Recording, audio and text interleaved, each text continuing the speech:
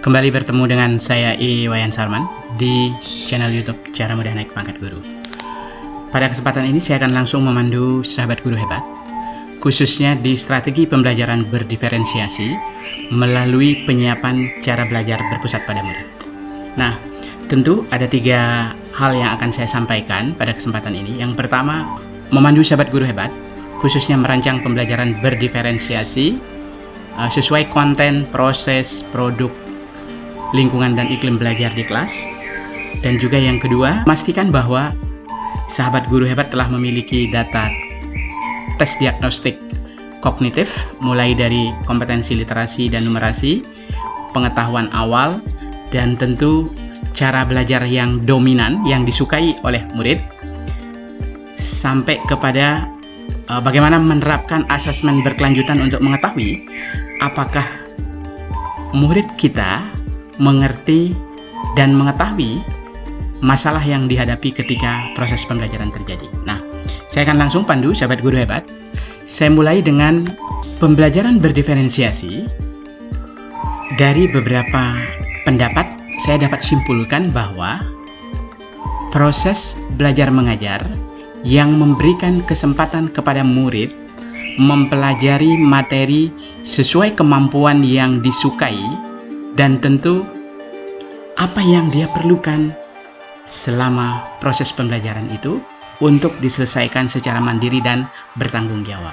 Nah, tentu sahabat guru hebat harus mampu menyiapkan materi atau konten yang mau diajarkan, aspek proses atau kegiatan yang bermakna yang akan dilakukan oleh murid di kelas, asesmen berupa pembuatan produk yang memang nanti akan diukur di akhir pembelajaran untuk mengetahui ketercapaian tujuan pembelajaran. Nah, tentu poin pentingnya di sini adalah bagaimana keberhasilan sahabat guru hebat mengakomodir, menyiapkan cara pembelajaran yang bisa diakomodir oleh murid-murid. Ini tentunya yang paling penting. Karena tidak ada satu cara, metode atau strategi yang dilakukan dalam mempelajari suatu bahan pelajaran.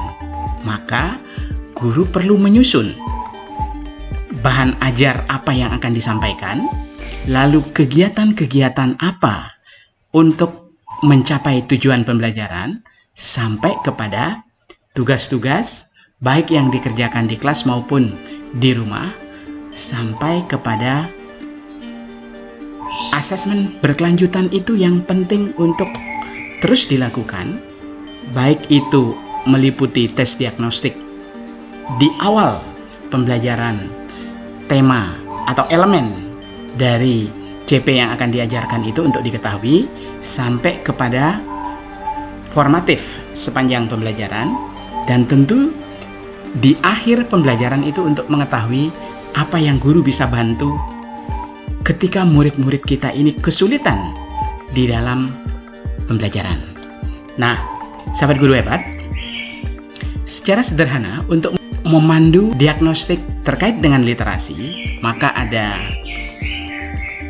7 hal yang perlu sahabat guru hebat berikan kepada murid-murid untuk memastikan literasi murid-murid kita itu sudah bagus. Yang pertama adalah mengajak siswa berpendapat terkait dengan isu kekinian, menceritakan kembali isi bacaan, membandingkan isi bacaan lain pada topik yang sama, mengaitkan isi bacaan dengan lingkungan, menentukan isi bacaan yang disukai dan yang tidak disukai tentunya, kemudian juga memberikan pertanyaan pemantik, sampai yang terakhir adalah bagaimana membuat daftar tokoh dan deskripsinya ini menjadi suatu yang penting. Nah, terkait dengan mengenali gaya belajar, tentu sahabat guru ini sebagai pembanding ya, bagaimana mengidentifikasi murid-murid kita itu yang dominan, apakah pada gaya belajar visual, audio, atau kinestetis. Ada beberapa pertanyaan, mudah mengingat dari yang dilihat, ini untuk yang visual ya, sampai kepada suka menggambar apapun di kertas. Lalu di audio, suka mengingat dari apa yang didengar ya. kuncinya adalah yang didengar. Kemudian sampai mudah mengingat nama teman yang baru, itu juga termasuk cenderung ke audio. Kemudian di kinestetis, ini menyukai praktek, kadang-kadang kesulitan menulis tetapi pandai bercerita. Nah, inilah pertanyaan-pertanyaan contoh yang dapat sahabat guru hebat gunakan untuk membedakan kelompok gaya belajar yang harus kita akomodir, disiapkan nanti di pembelajarannya. Nah, selanjutnya adalah bagaimana sekarang guru mengakomodasi gaya belajar visual. Intinya ada dua. Guru menerangkan materi secara langsung dengan menuliskan sebagian materi yang dibahas di papan tulis, lalu siswa mencatat prinsip penting. Nah, tentu dilanjutkan dengan guru akan menunjukkan beberapa gambar terkait materi. Dari situlah diharapkan dengan disertai gambar, siswa akan memahami dengan cepat. Cara visual. Nah, ini barangkali yang sudah sering dilakukan oleh sahabat guru hebat. Tetapi bagaimana gaya visual ini sekarang guru juga mampu mengakomodir gaya belajar auditory. Ya. Pertama, guru menyiapkan kalau tadi menjelaskan, sekarang membuat rekaman suara atau membuat video. Ya.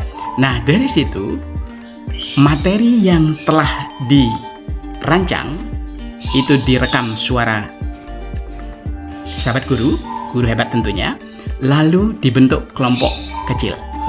Nah, dari situ diharapkan siswa secara seksama mendengarkan apa yang menjadi permasalahan, materi, elemen, tema atau aspek yang akan dibahas. Dari kerja kelompok tersebut, harapannya adalah murid-murid bisa saling mengutarakan pendapat, mengungkapkan apa yang dia dengar, sehingga diharapkan diskusinya membuat siswa menjadi aktif. Auditory. Nah, kemudian di akomodasi belajar kinestetis, maka kembali lagi guru boleh menyiapkan video, ya, menyiapkan video pembelajaran, lalu diharapkan dari situ guru langsung meminta murid mempraktikkannya. Kinestetis, ya. Nah, tentu di poin yang paling pentingnya adalah di pembelajaran intrakurikuler, pembelajaran kokurikuler, maka bagaimana penting sekali guru untuk menyiapkan 3 aspek ini di dalam pembelajaran sekaligus untuk mengakomodir ketiga gaya belajar tadi, sehingga bisa dikatakan selama pembelajaran 2 kali 45 menit, bagaimana guru bisa menghadirkan gaya belajar visual, boleh dianggap 30%, lalu auditory kurang lebih di situ 40%, lalu di kinestetik 30%. Nah, perpaduan ketiga inilah maka guru sudah berhasil mengakomodir gaya belajar siswa, tentunya tidak hanya monoton di cara visual saja, tidak monoton di auditori. Terima kasih sahabat guru hebat, mudah-mudahan menginspirasi agar guru terus memberikan pilihan cara belajar sesuai kebutuhan dan minat belajar siswa, dan melanjutkan dengan asesmen yang berkelanjutan, mulai dari diagnostik sepanjang pembelajaran, dan di akhir tentu harus penting untuk diberikan apa yang kurang jelas, apa yang perlu diulang pada pembelajaran berikutnya. Terima kasih, sukses selalu untuk kita semuanya.